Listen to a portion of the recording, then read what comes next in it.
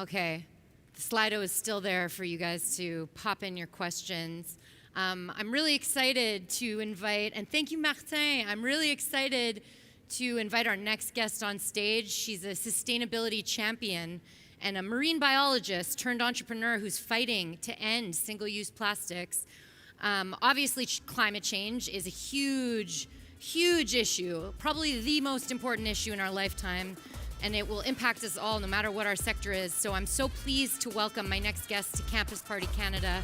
Rachel Labbé-Bellas is the founder and CEO of Oland Stations. And for those of you who are in the room, she is responsible for the refillable water station at the back of the salle. Welcome on stage, Rachel. Hello. How are you? How's it going? You're back in real life. I am. I'm very much back in real life. Good, good. So can you tell us a little bit about your journey, not just to the stage, but I mean, you started swimming with the sharks and sea urchins, and now you're here as an entrepreneur. So what did that journey look like for you? I think I want to stay swimming. I guess I'm out. Oh, Can you hear me now? Can we hear? Okay. Yes. Something must have happened when I ran to the bathroom a minute ago. I must have unplugged my mic. So, I started as a marine biologist. That's my degree. I went to McGill University for all the locals here in the room. Nice. And loved sharks, sea urchins, protecting corals. What happened was I went on a sailing voyage a little bit after my master's in Brazil.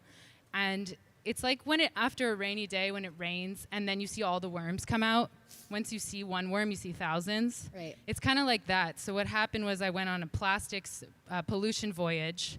And once I saw plastic in the ocean, became my new addiction, my new species to study. It was like, oh my God, it's everywhere. I can't save sharks if I don't stop this first. So that's kind of where I redirected. Okay. Wow. So all the plastic in the ocean inspired you to start this business, Oland Fill and Water Stations. So what is that enterprise? Okay, well, yes, this beautiful metallic hexagonal baby in the back corner, if you're all here in this event, is a 360-degree accessible water refill station. It has an improved, unique design ideal for better flow at very, very large scale events where lots of wall units have created congestion and traffic for especially festivals with 100,000 people at a time. Right.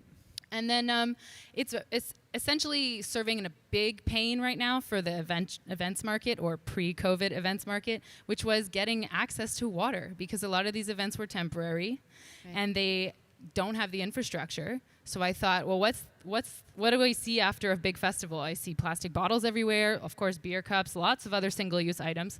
But speaking with my first client, who gave me a big push and a big support, was Evenco, and they said, help us. We've always had this as an issue.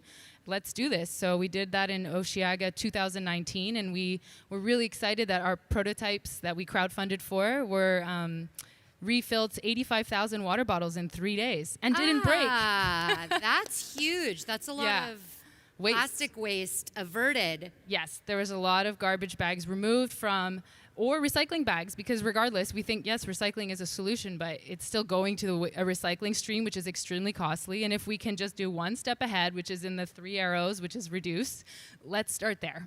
Right. Okay, so I'm scared to ask, but how bad is the plastic problem right now? And why should the people listening in the tech world get in this space? Okay. Well, we sometimes often overlook the simplest things, hence some things that tech has forgotten to do, Tech can be really cool. You see a great technological thing to fund on crowdfunding.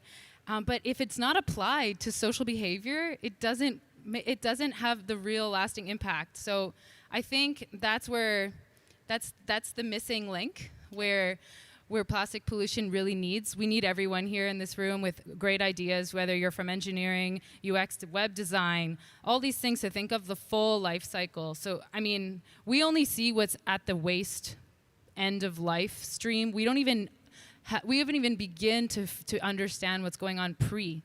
So, like, I mean, we all hear what's going on now in Glasgow with COP26, and they're talking about, you know, the serious climate and all these emissions that need to be reduced. But we forget that even plastic pollution is the end of life. That's one part of the issue. Production is a huge CO2 emitter. And like all the fracking that's going to happen in the US, I mean, everyone's saying, oh, electric vehicles are going to save the day. You know what the plastic producers are doing? They're just saying, great, we're going to start making single-use plastics because there's an increase in demand for it, and it's going to go up 400% in the next 30 years. That's not in line with the climate statements and declarations that the countries are making. So it's grave. Grave. And so maybe you can tell me a little bit about, you know, how you as a business person, a scientist turned business person, made this sort of, you know, a business case or made it a business mission, and how you sort of intersect sustainability in your business, and Sure. how people can get into this mindset when they're starting their careers, or, you know, having a strange background but get into the sustainability space. Yeah, I mean, well, like I said, I studied like marine biology and ecology in school. I'm not a business background. I had no background in understanding how to start a business. I actually felt like it wasn't a thing that I could ever do. I didn't feel capable. I thought, well, that's not an idea. And then as a pre-entrepreneur, you struggle so much on like, well, I don't have the perfect idea. It's never going to work. But like what I learned going through, I think 2.5 years of incubators, starting with one here in Montreal, the Founder Institute, and then I did Montréal Lab, which is a culture, tourisme, and divertissement, and then I did another one called Aqua Hacking, which is a short burst, but it was about Great Lakes and water issues. And going through all those three, it was like nothing's ever perfect. And I'm not here because I have a perfect product. I have a product that serves a mission to end or reduce single-use plastic waste, and I'm evolving every time. So right now it's starting as a water station. And even during the pandemic, I panicked because there's no more events. Right. So no one's going to want water anymore. No one's going out. What do? Let's fix them and make them into hand washing stations. Nice. And I thought that was going to save the world, and every single grocery store and Canadian Tire would have them at the entrance. But, you know, everyone thought it was short term, but here we are. Right. But all this to say is that it's evolving, and that's the purpose of this. Like, I'm evolving. I'm learning. I find people that will be compatible to me or complement our skills and bring the engineering piece to it, the marketing piece. Like, I'm just learning how to even balance an accounting book. Like, there's so many things to learn, but it's perseverance. And what the previous gentleman said is being okay with failure and changing and adapting. Okay. So I just need to ask you, about the pandemic here. Is the demand for public water stations picking up again now that we're kind of like back to getting back to normal? Yes. And actually, I thought, like I was just saying, I thought hand washing was going to be my new like one go-to product, but actually water refill seems to be more in demand. I think a lot of people still think dispensers are quicker and cheaper, and if it's short-term pandemic, great, but if you have like a venue that you're going to forever have hygiene regulations, it's a smart idea to invest in a better like sink washing systems. So I think, you know, the water refill industry is gonna do well because people want to go back out. But I'm not just looking at events. That's the entry market. But I mean, any public school and any airport that has high volumes of people all the time, a large park, an arena, a football stadium, like if all those things come back to life, well, we're going to need to drink water, and especially in countries where potable water is the exact same thing that you get in your bottled water. So, I mean, it's coming back, and I had an aha moment with my team last week, and it was that I'm not necessarily searching for a market, I'm searching for a behavior. Yeah. And I'm searching for people who want to do good for the planet. And an event like this one was an event that sought us out to say, hey, we want to offer refill stations. We want to make it loud and clear. We don't want people to go to the bathroom to have to fill their bottle. We want to value this service. So I believe in good behaviors, and I think they're coming. Right on. That's awesome. We have a couple questions from the chat already, so I'll give you one. One of them is from Anonymous. What are some of the bigger challenges in being an entrepreneur in the sustainability space? Good one. Yeah. Challenge. it's like you investing and investors, if you want to go the seed funding route, look right away to how they can generate revenue. I'm a long-term solution. I might make revenue in my company, but we are going to be in this for the long term. I'm not going to get rich like an app will overnight, quick. Yeah. So investors are less interested in that sense. But there is social innovation and social investing. So I believe that that's coming, or impact investing, as that we say.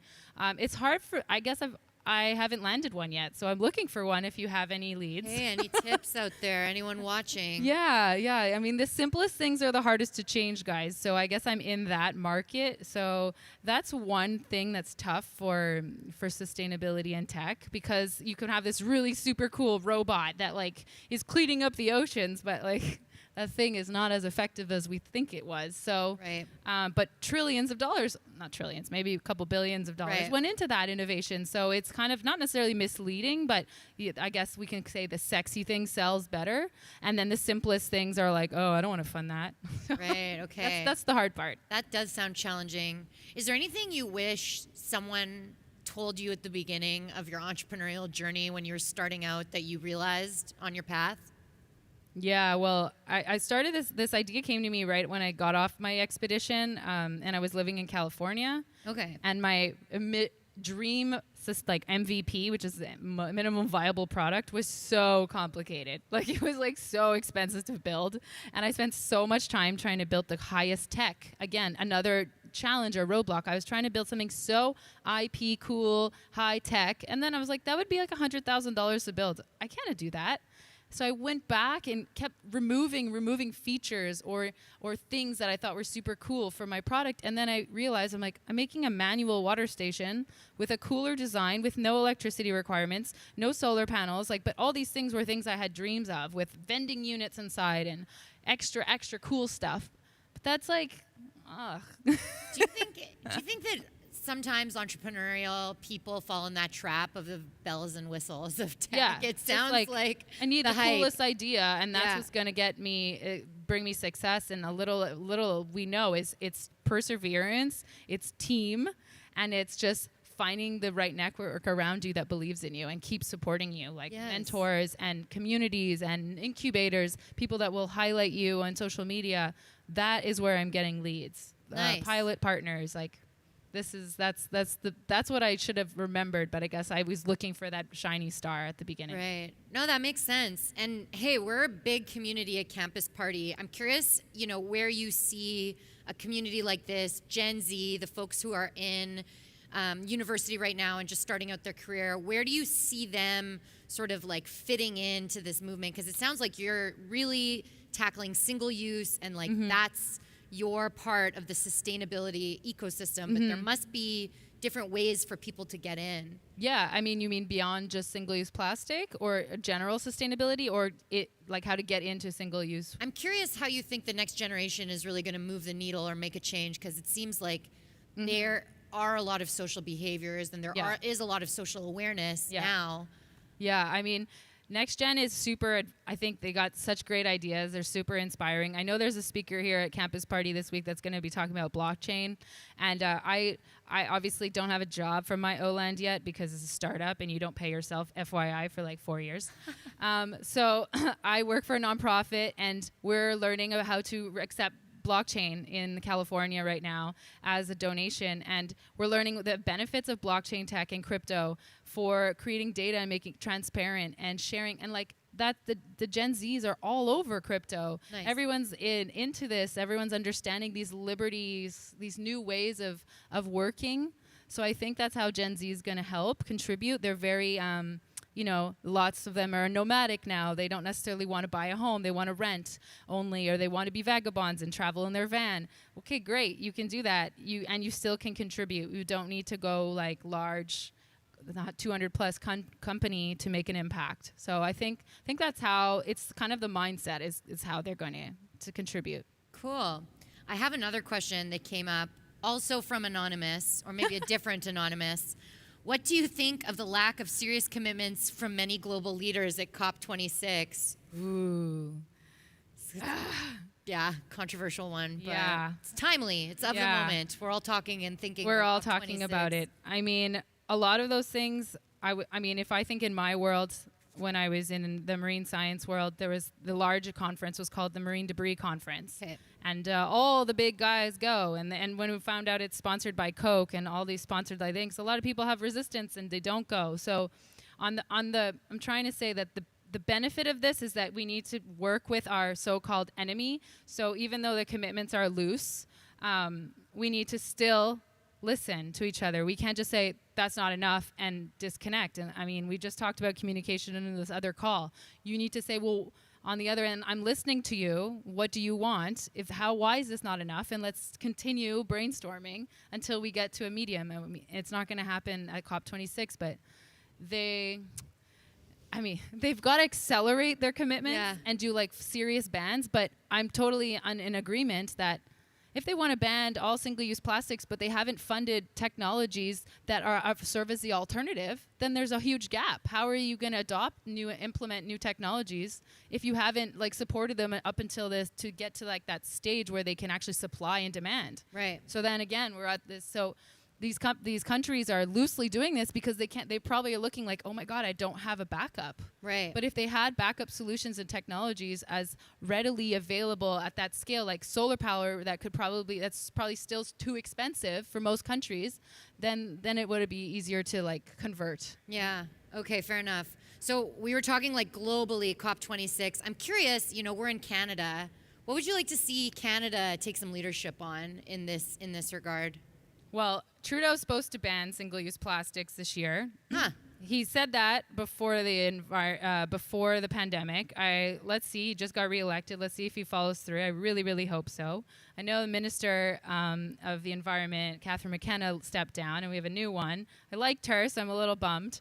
But I really think that Canada is in the right, getting better. At least we got rid of we haven't signed the Keystone, or we're getting rid of that. And I think Canada has a big role to play in protecting our forests. Yeah. And also kind of just leading the way as a place where we're not relying on, we have such small populations, we really can do it right. Yeah. It's not like we're like overflowing with all these people. We don't have enough resources to take care. We really can be leaders and inspire the rest of the world to take the right choice. Yeah. Or a better choice for the planet. Absolutely. Absolutely. By the way, the question and A is open. If you folks want to put something into Slido or ask here, please do. The floor is yours. I have another question, though, to follow this one. We're talking about some heavy stuff. There's a lot of plastic, waste in the world. I'm curious how you find ways to keep motivated and keep your perspective and keep your climate anxiety under control, or at least regulated in the face of all of these challenges that we really need to get working on. Yeah. Well, on a personal note, Greta was here in 2019.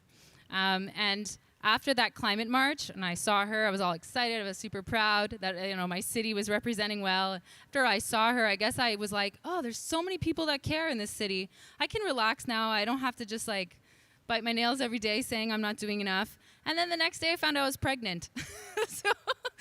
So I guess I felt supported by the greater network of the world that I see there's a lot of people that care and that are doing things, you know? And in the plastic space as a global movement, I focus every day on the positive. I mean, with the nonprofit we're with in LA, we're also part of this movement called Break Free from Plastic. It's a huge, huge movement. It's not an organization with 1,400 orgs that are part of it, and it's around the world. And we focus on what's happening with all these little players coming together. Like we don't just look at, all the things that aren't done right. And we continually inspire, and we test, defy the odds and test our norms, and we agree to listen to the large corporate waste producers and invite them on our expeditions and talk to the companies here is the garbage in the ocean. You're the number one brand that we find. tell us your commitments and tell us how you're going to change, but we can't just shut you off. Yeah. So that's how I keep hope that they're humans too, and they want a place for their families, just like I have one now, and they want a clean, healthy planet too. So we got to just work together. That's great. That's really great. Speaking of expeditions, we've only got a few moments left, but I was reading about you, and you went on an all-woman sailing crew. Can you tell me a little bit about this? You did this for also the Great Lakes, I believe, in Canada. Yes, I did that. Tell me about sort of all of these little gestes. I shouldn't say little. That sounds like a great No, adventure, but tell me about gestes. these adventures that you're going on. And Yes, that's like my activist heart in myself, you know, and the one that likes to tell the story. I love, like, I've always been first in my class in school. Like, I want to present my billboard, please. Like, so I just have this like desire to like always take a risk and do something stupid. It wasn't that stupid. It was a normal trip. But we sailed for 19 days without seeing land. We sailed from Brazil to English Guyana, and I've never sailed before. And it was at a perfectly beautiful tall ship, and I raised money to go on the trip, crowdfunding again, because it was way too crazy to afford. And I did lots of like little auctions with eco-friendly products like Clean Canteen, and to get people to help support me. So I held little movie nights with the first expedition voyage. And I mean, that's just a solution to say, like, you could do it and have fun. You just gotta work hard, but you can have fun. So one little caveat is that when we were 14 women, yes, some seasick all the whole time, and we didn't stop once to swim. We researched samples for microplastics every day, and had a little microscope in the sailboat and like this. And then an hour probably before landing at port, our boat hit ground by mistake. Oops. Because we hadn't read the charts properly.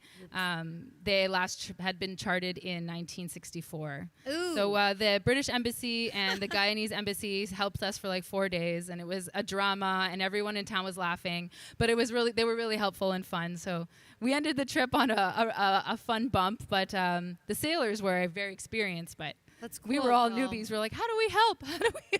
That's so funny. Yeah. That's so funny. Well, it sounds like, you know, you're, oh no, this is another one. But, actually, no, I've got a new question. I'm sorry. It even surprised me. In what ways do you know, wish, or expect crypto and NFT to help organizations like yours work towards helping the environment? Well, I mean, the fact that crypto is now getting a little bit more of renewable energy behind it is a great thing. It's a plus. The fact that it creates this like decentralization from banks, and we know that banks have not been too good to the world, as we see what's going on at COP26. Right. And a lot of U.S. banks are getting called out for their actions in supporting fossil fuels. So, I mean, crypto is just... it's a new thing. It's not perfect. Nothing's perfect, but it's transitioning to a little bit more of a libertarian and a free choice world. So I think there's lots of ways that the cryptos, lots of places like there's another NGO called Plastic Bank. I think they're based at he's a Canadian run, I think. Yeah. Don't get me wrong, I'll correct after, but I know that he uses blockchain to show the transparency of how they recover plastics in Indonesia, and shows a step by step that the plastic is collected. It's like separated into colors, it's charted, and then it's reformed and molded and then sent out. So that data is being used finally. It's not this like black market data anymore. When you really say, are you really recycling? Like now blockchain can help like validate that it's transparent and truly being recycled. Right on. So unfortunately, we've got like 30 seconds left. I just wanted to thank you so much for coming here and showing us all the many different avenues that we can take to make a difference and move the needle for the environment. So please join me in thanking Rachel. Thank you. Thank you so much for coming. I am staying. Yeah, but it's my pleasure to invite our next host on stage.